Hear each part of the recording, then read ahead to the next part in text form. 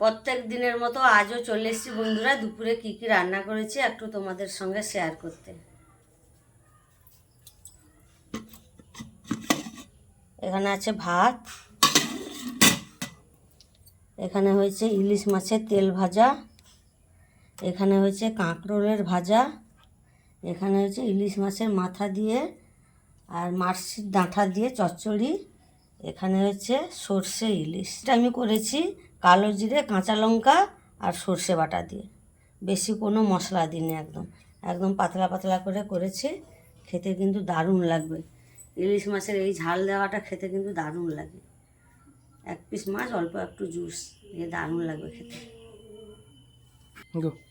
এই হচ্ছে আজকে আমাদের দুপুরে রান্না।